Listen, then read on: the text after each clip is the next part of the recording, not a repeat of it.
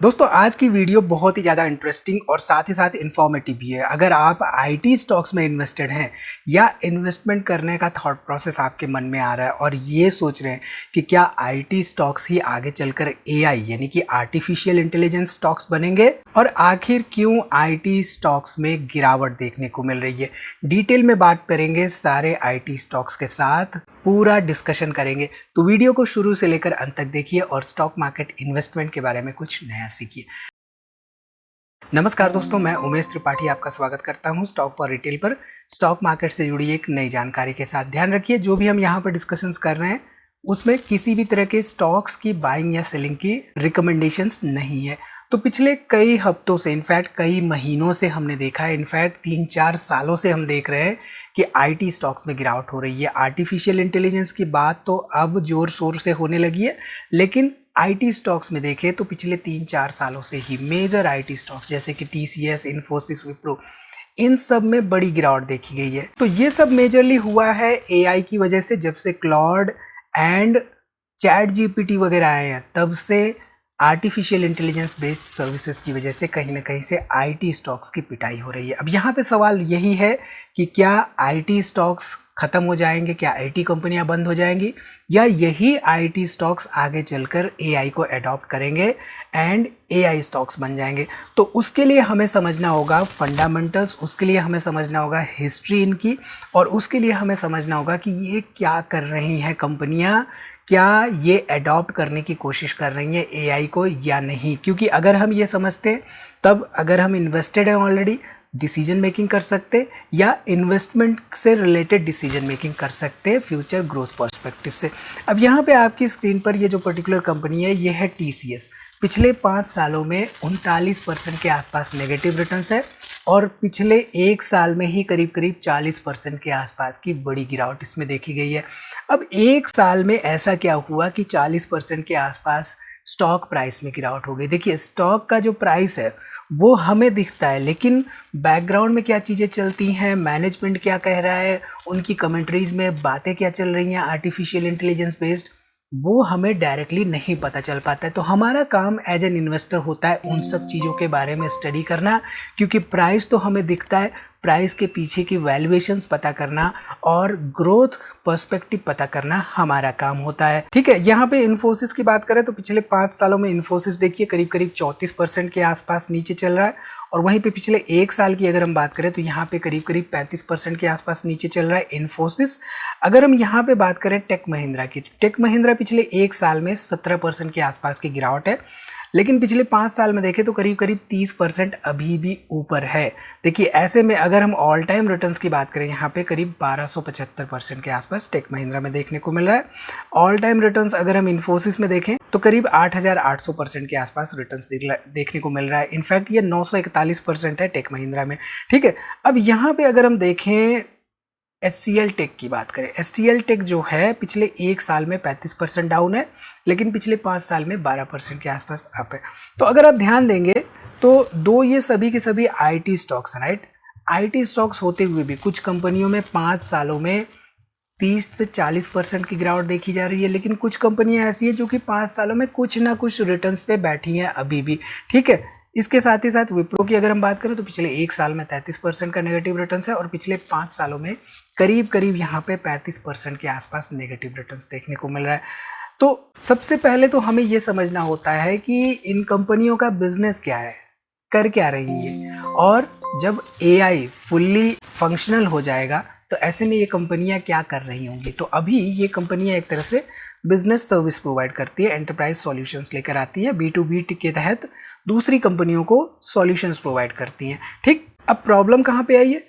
Problem आई है पिछले कुछ क्वार्टर्स में यूएस एंड यूरोप की क्लाइंट्स से। देखिए, मोस्ट ऑफ द कंपनी, चाहे वो इन्फोसिस, विप्रो, बिरला सॉफ्ट वगैरह हो, इन सभी का कहीं ना कहीं से क्लाइंट बेस यूएस रहता है या यूरोप रहता है। तो ऐसे में पिछले कुछ क्वार्टर्स में जहाँ पे एक तरफ एंथ्रोपिक क्लॉड आया है, वहीं पे चैट जीपीटी पहले से ही है, गूगल के एआई मॉडल्स भी आए हैं, ऐसे में कहीं ना कहीं से जो इन कंपनियों के क्लाइंट्स थे, राइट, वो एक मेजर टेक्नोलॉजी शिफ्ट देख रहे हैं। और अगर हम ध्यान देंगे तो पिछले कुछ क्वार्टर्स में ग्लोबल अनसर्टेनिटी के चलते इकोनॉमिक स्लो डाउन भी देखा गया है। तो ऐसे में क्लाइंट्स इस तरह के नए प्रोजेक्ट्स या इस तरह के नए रिक्वायरमेंट्स को कहीं ना कहीं से पोस्टपोन करते हुए दिखाई दे रहे हैं। तो ऐसे में क्या होता है कि आईटी कंपनियों के नए ऑर्डर्स एंड स्पेंडिंग ग्रोथ पर कहीं ना कहीं से प्रेशर आता है। अब यहाँ पे सवाल सिंपल सा है कि जो एआई बेस्ड एंथ्रोपिक क्लॉड है या चैट जीपीटी है, इनके आने से क्या ये जो कोडिंग सर्विसेज प्रोवाइड करती थी कंपनियां, हमारे देश की आईटी कंपनियां, इनकी जगह एआई कोडिंग कर लेगा, एआई टेस्टिंग कर लेगा, एआई रिपोर्ट्स भी बना देगा, तो क्या आईटी कंपनियों की जरूरत खत्म हो जाएगी? इसको समझने के लिए हमें हिस्ट्री देखना होगा कि पहले जब क्लाउड की बातें होने लग गई थी, पहले जब एकदम से डेस्कटॉप सिस्टम्स आ गए थे, वहाँ पे कई सारे सॉफ्टवेयर सर्विसेज की डिमांड बढ़ गई थी। तो ऐसे में क्या आईटी कंपनियों ने सस्टेन किया था? आईटी कंपनियों ने क्लाउड सर्विसेज को अडॉप्ट किया, राइट? आईटी कंपनियों ने माइक्रो सर्विसेज डेवलपमेंट किया। आईटी कंपनियों ने कहीं ना कहीं से, चाहे AWS हो, अमेजन वेब सर्विसेज हो, चाहे एज्योर सर्विसेज हो, इन सब को अडॉप्ट किया और साथ ही साथ नए क्लाइंट्स भी लेकर आए। इन्होंने इनके लिए, इन कंपनियों के लिए, चाहे वो TCS, इन्फोसिस, विप्रो हो, इन सब के लिए एक नए रेवेन्यू स्ट्रीम्स लेकर आए। तो ऐसे में अगर आर्टिफिशियल इंटेलिजेंस आ रहा है तो कहीं ना कहीं से डिसरप्शन तो होगा, लेकिन इन सब कंपनियों के लिए कहीं ना कहीं से एक नए रेवेन्यू स्ट्रीम्स जनरेट हो सकते हैं। तो इस बात को लेकर हमें एक अपॉर्चुनिटी के तौर पर देखना चाहिए, ना कि डर के तौर पर। ठीक है, स्टॉक मार्केट में इन्वेस्टमेंट आप करते हैं तो आपके पास डीमैट अकाउंट होगा। जस्ट इन केस अगर नहीं है तो आप एंजल वन के साथ ओपन कर सकते हैं। हम एंजल वन के साथ AP हैं। आपको किसी भी तरह की कोई भी रिक्वायरमेंट्स होती है इन्वेस्टिंग या ट्रेडिंग से रिलेटेड तो आप हमसे कॉन्टैक्ट कर सकते हैं, हम आपको राइट चैनल से कनेक्ट कर देंगे। ठीक है, चलिए, डिस्क्रिप्शन में लिंक्स वगैरह दिए गए हैं तो आप वहां से अकाउंट ओपन कर सकते हैं। यहाँ पे अगर हम इन्फोसिस के लेटेस्ट जो भी इनके मीटिंग्स होती है, जो भी इनका इन्वेस्टर प्रेजेंटेशन है, वहां पर अगर ध्यान दें तो ये ऑलरेडी फंडामेंटल शिफ्ट देख रहे हैं, आज से नहीं पहले से ही देख रहे हैं। तो हमें तो अभी पता चल रहा है कि एंथ्रोपिक क्लॉड आ गया, हमें अभी पता चल रहा है कि चैट जीपीटी भी कुछ होता है, हम थोड़ा बहुत इस्तेमाल भी करने लगे उनका। लेकिन ये जो आईटी कंपनियां, राइट, इनको आज नहीं 2013-14 से ही पता है कि आर्टिफिशियल इंटेलिजेंस कुछ ऐसी चीज़ है जो कि आ रही है। तो यहाँ पे चाहे जेनाई AI हो, चाहे एजेंटिक AI हो, क्लाउड से शिफ्ट हो, तो ये सब चीज़ें ऑलरेडी ये कंपनियां करती हुई दिखाई दे रही है। और इनको ये भी पता है कि टैलेंट डिमांड जो है वो धीरे धीरे लेगेसी रोल से हाई ग्रोथ AI स्किल्स की तरफ शिफ्ट होता हुआ दिखाई दे रहा है। और यही वजह है कि पिछले कुछ हफ्तों में या इनफैक्ट कुछ क्वार्टर्स में हमें जो आईटी कंपनियां वहाँ से बहुत हैवी मात्रा में, बड़ी मात्रा में एम्प्लॉयज़ की छटनी भी देखने को मिली है। तो यहाँ पर आप देखें तो आप देख सकते हैं कि फ्रंट एंड वेब डेवलपर्स हों या QA टेस्टर्स हों या IT सपोर्ट स्पेशलिस्ट हों या इवन ब्लॉकचेन डेवलपर्स हों, राइट, इन सभी की जॉब्स डिक्लाइन होते हुए देखने को मिल सकती है। इनफैक्ट देखने को मिल भी रही है। करीब करीब 92 मिलियन ट्रेडिशनल जॉब्स डिस्प्लेस होने की संभावना यहाँ पे इन्वेस्टर प्रेजेंटेशन में ही हमें देखने को मिल रही है इन्फोसिस की। तो सिंपल सी बात है कि जब ये कंपनियों को पता है कि ऐसे जॉब्स डिस्प्लेस हो सकती हैं तो ऑब्वियसली डिसरप्शन मैसिव लेवल पे है। और इसके साथ ही साथ यहाँ पर ये देख रहे हैं कि जितनी जॉब्स डिस्प्लेस होंगी उसके डबल जॉब्स यहाँ पे क्रिएट भी होंगी। तो अपॉर्चुनिटी भी यहाँ पे कहीं ना कहीं से मैसिव है। डाटा एनोटेटर हो या AI इंजीनियर हो या AI फॉरेंसिक एनालिस्ट हो या फॉरवर्ड डिप्लॉयड इंजीनियर्स हो, AI लीड्स हो, इन सभी की रिक्वायरमेंट आने वाले समय में बड़े मात्रा में देखने को मिल सकती है। ठीक है, ऐसे में अगर हम ध्यान दें फंडामेंटल्स पर इन कंपनियों के तो हमें समझ में आएगा कि चल क्या रहा है और एक्चुअल में कंपनियां प्लान क्या कर रही हैं। देखिए यहाँ पे रिटर्न ऑन इक्विटी करीब 32% के आसपास है इन्फोसिस का, रिटर्न ऑन कैपिटल एम्प्लॉयड 40% के आसपास है, डिविडेंड यील्ड 4.59% के आसपास हो गया। हालांकि जब प्राइसेस गिरते हैं तो डिविडेंड यील्ड बढ़ जाता है, ये हमने आपको पढ़ा रखा है। तो आई थिंक आपको समझ में आना चाहिए कि इन्फोसिस का अगर डिविडेंड यील्ड अभी 4.59 है तो डज नॉट मीन कि ये डिविडेंड यील्ड अच्छा डिविडेंड यील्ड है। ठीक है, कंपनियों का यहाँ पे नेट प्रॉफिट देखें तो 29,000 करोड़ के आसपास देखने को मिल रहा है। डेट टू इक्विटी मात्र 0.10 है। पितरस की स्कोर 6 का है। सेल्स ग्रोथ पिछले 7 सालों में 12% के आसपास रही है। प्राइस टू अर्निंग रेशियो यहाँ पे करीब करीब 14 के आसपास है। एंड फेस वैल्यू देखें तो यहाँ पे 5 के आसपास देखने को मिल रहा है। इसके साथ ही साथ अगर हम सेल्स, सिंपल सा सेल्स ग्रोथ ट्रैक रिकॉर्ड देखें, देखिए 2015 में 53,000 करोड़ रुपए के आसपास सेल्स था, नेट प्रॉफिट 12,000 करोड़ के आसपास था। अब बीच में हम इधर उधर नहीं देखते हैं, सीधे सीधे देखते हैं 2026 में। देखिए सीधे सीधे 3 गुना यहाँ पे सेल्स बढ़ती हुई दिखाई दी एंड 30,000 करोड़ के आसपास यहाँ पे नेट प्रॉफिट देखने को मिल रहा है। तो कंपनी सेल्स में डिस्पाइट क्लाउड सर्विसेज इन सब के जो भी मैसिव चेंजेज हुए थे रिसेंटली, उन सब के बावजूद यहाँ पे सेल्स में ग्रो कर रही है, प्रॉफिटेबिलिटी में ग्रो कर रही है। तो जब एआई की चीज़ें चेंज होती हैं तो ऐसी कंपनियां अडॉप्ट करने का पोटेंशियल रखती हैं या नहीं, आई थिंक अब आपको धीरे धीरे चीज़ें समझ में आ रही होंगी। अब यहाँ पे एक सिंपल से एग्जांपल से आपको समझ में आएगा। जब हम यहाँ पे शेयर होल्डिंग पैटर्न डिस्कस करेंगे तो आपको देखने को मिलेगा कि ये कंपनियां जो है इनमें FIAs एंड DIAs क्या कर रहे हैं, इनमें जो इंस्टीट्यूशंस है राइट वो क्या कर रहे हैं। ऑब्वियसली उन्होंने भी तो ग्राउंड लेवल की स्टडी कर रखी होगी, उनको भी पता होगा कि कितनी जॉब्स जा रही हैं, कितनी जॉब्स डिस्प्लेस हो सकती हैं, और ये भी पता होगा कि कितनी नई जॉब्स क्रिएट हो सकती है। तो यहाँ पे इन्फोसिस का देखिए जून 2023 में 15% प्रोमोटर्स थे, 16% पब्लिक थी, और यहाँ पे 33-34% के आसपास FIAs एंड DIAs थे।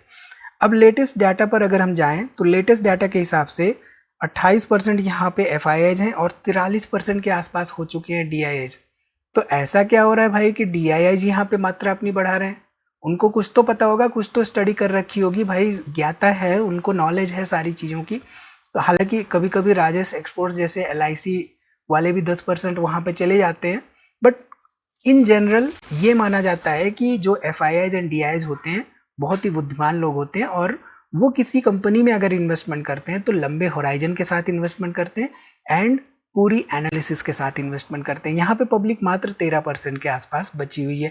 ठीक है, चलिए यहाँ पे अगर हम देखें विप्रो की, तो विप्रो क्या है, 4th लार्जेस्ट इंडियन प्लेयर है right, global IT services industry में। TCS, Infosys and STL tech के बाद तो TCS हो गया, इन्फोसिस हो गया, STL टेक हो गया। सब कंपनियों की बारी बारी से हमें स्टडी करनी होगी कि इन सब कंपनियों में चल क्या रहा है, इनकी जो मीटिंग्स हो रही है उन मीटिंग्स में इनके मैनेजमेंट की तरफ से क्या प्लान्स रखे जा रहे हैं।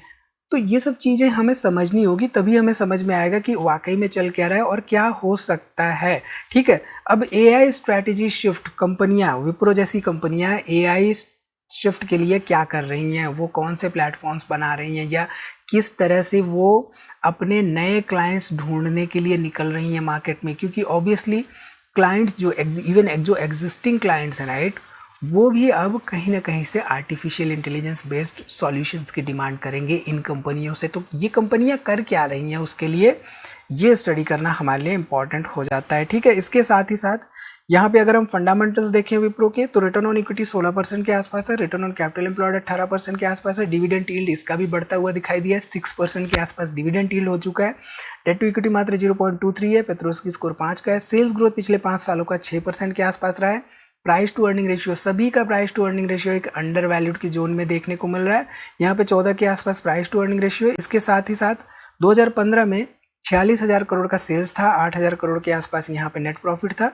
और लेटेस्ट डाटा के हिसाब से आप देखें तो 92,000 करोड़ रुपए के आसपास यहाँ पे सेल्स था एंड 13-14,000 करोड़ रुपए के आसपास नेट प्रॉफिट देखने को मिल रहा था विप्रो का। ठीक है, शेयर होल्डिंग पैटर्न के हिसाब से आप देखिए तो जून 2023 में 73% के आसपास प्रमोटर्स थे, केवल 13% पब्लिक थी, और यहाँ पे करीब 13-14% के आसपास FIAs एंड DIAs देखने को मिल रहे थे। लेटेस्ट डाटा के हिसाब से यहाँ पे आप देख सकते हैं कि आपको पब्लिक कम होते हुए दिखाई दी है, FIAs एंड DIAs बढ़ते हुए दिखाई दिए एंड प्रमोटर्स 72-73% के आसपास है। तो ये हमेशा से कहानी रही है, चाहे 2000 में Y2K आया था तब भी वहाँ पे पब्लिक धीरे धीरे निकल रही थी ऐसी कंपनियों से, जब क्लाउड सर्विसेज की डिमांड बढ़ी थी तब भी पब्लिक कहीं ना कहीं से निकल रही थी। अब यहाँ पे AI की बातें हो रही हैं तो AI से कहीं ना कहीं से डर की वजह से पब्लिक निकलती हुई दिखाई दे रही। तो ये सब चीज़ें जो है एज अ रिटेल इन्वेस्टर हमें समझ में आनी चाहिए कि ऐसा क्यों हो रहा है। अब देखिए निफ्टी 50 में 50 कंपनियां राइट, उन 50 कंपनियों में भी करीब करीब 8, 8.5, 9% का वेटेज IT कंपनियां रखती हैं, तो 8.5% कम नहीं होता है राइट। अब यहाँ पे ये जो IT कंपनियां हैं निफ्टी 50 का पार्ट, ये कैसे अडॉप्ट कर रही हैं अपने आप को, क्या कर रही हैं, इन सब की अगर हम स्टडी करते हैं, एनालिसिस करते हैं, तभी हमें समझ में आएगा, तभी कॉन्फिडेंस आएगा कि वेदर हर बार की तरह स्टॉक्स में जब गिरावट हुई इनके, उसके बाद एक नया हाई बना है, क्या इस बार भी एक नया हाई बनेगा, इसके लिए हमें कॉन्फिडेंस आएगा। ठीक है, तो यहाँ पे सिंपल सी बात है, सवाल ये है कि कौन सी IT कंपनी आर्टिफिशियल इंटेलिजेंस को सबसे अच्छे तरीके से मोनेटाइज कर पाएगी, उस तरह की कंपनियां आगे चलकर ग्रो कर सकती हैं एंड इन्वेस्टर्स को ऑब्वियसली रिवॉर्ड दे सकती हैं। आपकी वॉच लिस्ट में, खासतौर पे आईटी वॉच लिस्ट में कौन सी कंपनियां हैं, क्योंकि आजकल तो हर कोई आईटी कंपनी एक डिस्काउंट टाइप के पे मिल रही है। कमेंट करके अपनी राय जरूर बताइए। और हाँ, just in case demat account आपने नहीं ओपन किया है तो एंजल वन के साथ ओपन कर सकते हैं। हम एंजल वन के एपी हैं। आपको किसी भी तरह की कोई भी रिक्वायरमेंट होती है ट्रेडिंग या इन्वेस्टमेंट से रिलेटेड तो आप हमसे कांटेक्ट कर सकते हैं, हम आपको राइट चैनल से कनेक्ट कर देंगे। तो इस वीडियो में इतना ही दोस्तों, मिलते हैं अगली वीडियो में एक नई जानकारी के साथ। तब तक आप हमारी दूसरी वीडियोस देखते रहिए और हाँ, इस वीडियो को दोस्तों में शेयर करना ना भूलिए ताकि उनको भी समझ में आए कि आईटी में चल क्या रहा है और क्या आईटी स्टॉक्स आगे चलकर एआई स्टॉक्स बनेंगे और आखिर आईटी स्टॉक्स क्यों गिर रहे हैं। अब आप कमेंट करके बताइए आईटी स्टॉक्स क्यों गिर रहे हैं।